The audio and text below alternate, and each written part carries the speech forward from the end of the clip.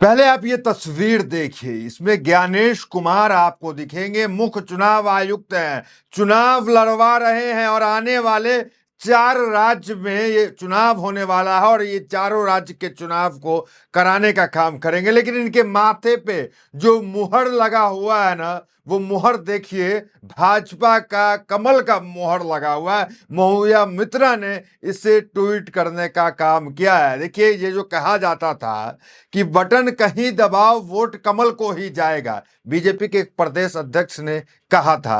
अब उनके कहने पे और इस तरह की जो खबरें अब निकल के आ रही है, उसमें अब कोई फर्क नहीं दिख रहा है। मतलब ये कहे कि ऐसा लग रहा है कि जो प्रदेश अध्यक्ष ने कहा था बीजेपी का, बटन कहीं दबाओ वोट जो है कमल को जाता है। इस मोहर का खेल क्या है? क्या ये मोहर का खेल ज्ञानेश कुमार के लिए मुश्किल बढ़ा सकता है? ज्ञानेश कुमार को जेल की हवालात जो है वो खिला सकता है? क्या है ये मुहर, वो आपको बता दे। देखिए, इलेक्शन कमीशन ने केरल के अंदर इलेक्शन कमीशन ने तमाम पार्टियों को एक चिट्ठी भेजा और उस चिट्ठी में जो मुहर लगा हुआ था वो इलेक्शन कमीशन का नहीं, वो भारतीय जनता पार्टी का मुहर लगा हुआ था। देखिए, आमतौर पे हम और आप किसी संस्था का, किसी पार्टी का, किसी ऑफिशियल सरकारी मुहर को सिर्फ रखते हैं बनवा कर, उस पे जो है 6 साल की सजा हो जाती है। मारना तो अलग सी बात है। एक सवाल तो ये बनता है कि इलेक्शन कमीशन के कार्यालय में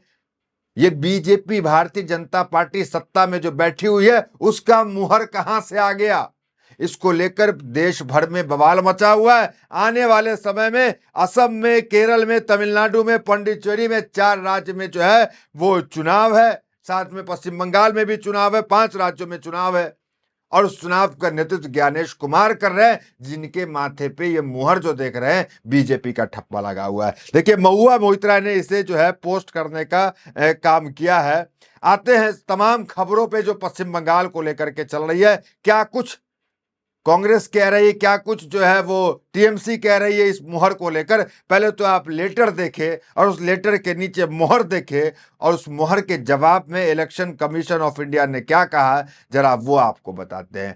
clerical mistake, election commission of India ने कहा, एक्सेप्ट किया। कोई ये एआई वाला नहीं था, कोई ये फर्जी नहीं है। इलेक्शन कमीशन ने कबूल किया कि हाँ, यह हमारी तरफ से गया है, लेकिन ये क्लर्कियल मिस्टेक है।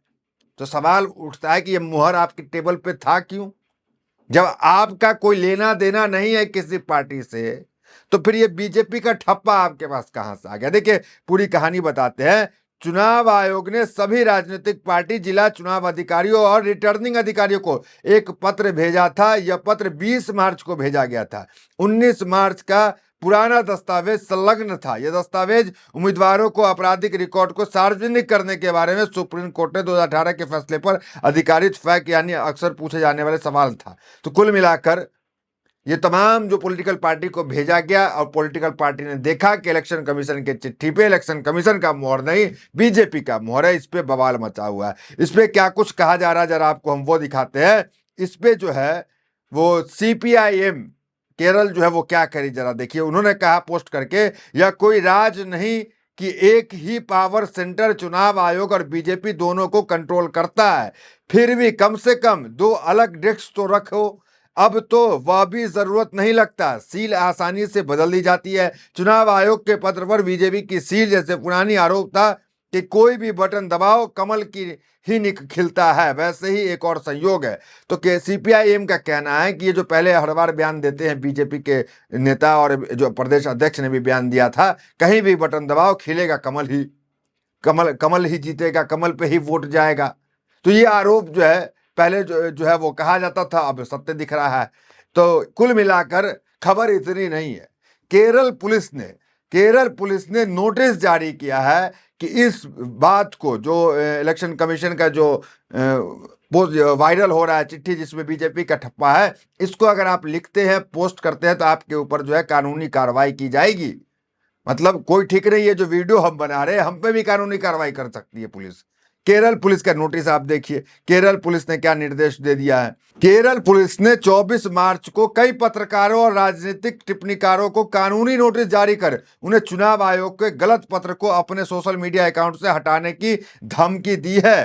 पुलिस का कहना है कि इस दस्तावेज का निरंतर प्रसार चुनाव आयोग की अखंडता और पारदर्शिता को ठेस पहुंचाता है। उल्टा जो है नोटिस दिया गया पुलिस के जरिए कि आप जो है इस खबर को न चलाएं, आप इसे पोस्ट करने का न काम करें। अब आते हैं पश्चिम बंगाल को लेकर क्या कुछ चल रहा है। देखिए, पश्चिम बंगाल के अंदर ममता बनर्जी जिस सीट से चुनाव लड़ रही है, उस सीट के जो इलेक्शन कमीशन के अधिकारी है, उसी का जो है तबादला कर दिया गया, उसे जो हटा दिया गया। क्या हेडलाइंस पश्चिम बंगाल को लेकर है? पश्चिम बंगाल चुनाव से पहले सीएम ममता बनर्जी का फैसला, 23 पदों से दिया इस्तीफा। एक ब्रेकिंग न्यूज। दूसरा, बीजेपी ने आरजी कर रेप पीड़िता की मां को दिया टिकट, जारी की 19 उम्मीदवारों की थर्ड लिस्ट। तो ये तमाम जो है हेडलाइंस वो निकल के सामने आ रही है। चुनाव आयोग के इन तमाम आरोप प्रत्यारोप के बीच जो बीजेपी है पश्चिम बंगाल के अंदर अपने चुनाव प्रचार को पूरी तरीके से तेज कर चुकी है, क्योंकि 2 चरण में पश्चिम बंगाल में चुनाव है। एक 23 अप्रैल को, दूसरा 29 अप्रैल को, और 4 मई को जो है वो रिजल्ट जो है वो आने हैं। और कहा जा रहा है कि 28 मार्च को अमित शाह पहुंचने वाले हैं पश्चिम बंगाल, और पश्चिम बंगाल में घोषणा पत्र से पहले ममता बनर्जी के खिलाफ आरोप पत्र जो है अमित शाह जारी करेंगे, और इस आरोप पत्र के बाद घोषणा पत्र जारी होगा। लेकिन इस बीच नितिन नवीन, जो कि नए जो है राष्ट्रीय अध्यक्ष बने बीजेपी के, वो पश्चिम बंगाल पहुंचे और वहां पे कई सवाल उन्होंने उठाया। महिलाओं की सेफ्टी का सवाल उन्होंने देखा। आपने देखा कि जो आरजी कर मेडिकल कॉलेज जो रेप पीड़िता, उसकी मां को बीजेपी ने टिकट दिया, तो महिलाओं की सुरक्षा को लेकर सवाल। बंगाल में हो रही जो अक्सर मीडिया में दिखाया जाता है कि बंगाल जल रहा है, इसको लेकर के जो है नितिन नवीन ने सवाल उठाया। हालांकि टीएमसी ने इसका जवाब दिया है। टीएमसी ने हर बिंदु का जवाब दिया और ट्वीट करके कहा, इंग्लिश में ट्वीट है, हिंदी अनुवाद आपको बताते हैं कि क्या। पहला जो सवाल नितिन नवीन ने उठाया सुरक्षा को लेकर, तो उस पे जो है पलटवार करते हुए टीएमसी ममता बनर्जी ने जवाब दिया कि मणिपुर में भाजपा शासन के दौरान लगभग 2 साल तक भीषण हिंसा हुई, महिलाओं को नग्न अवस्था में घुमाया गया, उनके साथ बलात्कार किया गया और उनकी हत्या कर दी गई। प्रधानमंत्री मोदी ने एक बार भी दौरा नहीं किया, तब सुरक्षा कहां थी? और जहां बात करें महिला सुरक्षा की, क्योंकि महिला सुरक्षा की बात जो है वो पश्चिम बंगाल में ज्यादा हो रहा है, क्योंकि अभी हाल ही में रेप कांड आपने देखा। तो 2023 के जो आंकड़े हैं एनसीआरबी के, जो सरकारी आंकड़े हैं, तो ममता बनर्जी ने कहा कि जो उस आंकड़े में महिलाओं के लिए सबसे असुरक्षित राज्य जो है, जो सबसे सेफेस्ट नहीं है, उनमें से भाजपा शासित उत्तर प्रदेश, मध्य प्रदेश, राजस्थान और महाराष्ट्र है, जहां हजारों महिलाएं लापता हो चुकी हैं। दिल्ली में महिलाओं के खिलाफ अपराध दर सबसे अधिक है, या प्रति लाख जनसंख्या पर 2100 से अधिक अपराध होते हैं। वही नेतृत्व को कोलकाता को भारत का सबसे सुरक्षित शहर घोषित किया गया है। तो आप भी जानते हैं एनसीआरबी जो सरकारी डाटा है वो कलकत्ता शहर को, हालांकि शहर तो अहमदाबाद भी है गुजरात में, शहर तो सूरत भी है, शहर जो है वो लखनऊ भी है, लेकिन तमाम बीजेपी शासित राज्य सबसे सुरक्षित नहीं है। पश्चिम बंगाल ममता बनर्जी का सबसे सेफेस्ट है, और ये लगातार चौथी बार जो है एनसीआरबी में इसे जो है लिखा गया है कि सबसे सेफेस्ट अगर कोई सिटी है तो वो है कोलकाता, पश्चिम बंगाल की राजधानी कलकत्ता जो है वो है। तो नितिन नवीन के तमाम आरोपों का इस तरीके से ममता बनर्जी ने जवाब दिया। आगे रोजगार को लेकर जो है वो नितिन नवीन ने सवाल उठाया। देखिए, इन्हीं तमाम चीजों को लेकर ममता बनर्जी के खिलाफ 28 मार्च को जो है वो आरोप पत्र जो है अमित शाह डालने वाले हैं। उस आरोप पत्र में के पहले जो है नितिन नवीन ने जो आरोप लगाया उसकी अभी हम चर्चा कर रहे हैं। रोजगार को लेकर नितिन नवीन ने सवाल उठाया, तो रोजगार को लेकर ममता ने जवाब दिया। भारत में युवाओं का सबसे अधिक पलायन भाजपा शासित राज्य जैसे उत्तर प्रदेश और बिहार से हो रहा है। यहां तक कि आपके अपने पूर्वोत्तर राज्य में भी लोग भी रोजगार की तलाश में बंगाल आ रहे हैं। मोदी सरकार के तहत भारत पिछले 45 वर्षों में सबसे अधिक युवा बेरोजगार का सामना कर रहा है। तो पिछले 45 वर्षों में, मतलब कांग्रेस के समय भी इतनी बेरोजगारी नहीं थी जितना अभी मोदी काल में बेरोजगारी चल रही है। और ममता ये कह रही है कि आपके राज्य के लोग हमारे यहाँ आकर के काम कर रहे हैं और आप कह रहे हैं यहाँ रोजगार नहीं है। उत्तर प्रदेश और बिहार जो है पलायन पे टॉप करता है और आप कह रहे हैं कि रोजगार नहीं है। कुल मिलाकर ममता बनर्जी ने तमाम उन सवालों का जवाब दिया जो आरोप जो है बीजेपी के द्वारा लगाए गए थे। अब सवाल ज्ञानेश कुमार को लेकर, आप जानते हैं पश्चिम बंगाल में 58 लाख नाम को जो है वो काटा गया और 1.5 करोड़ लोग एसआईआर से प्रभावित हुए, जिसकी लड़ाई ममता बनर्जी लड़ रही है।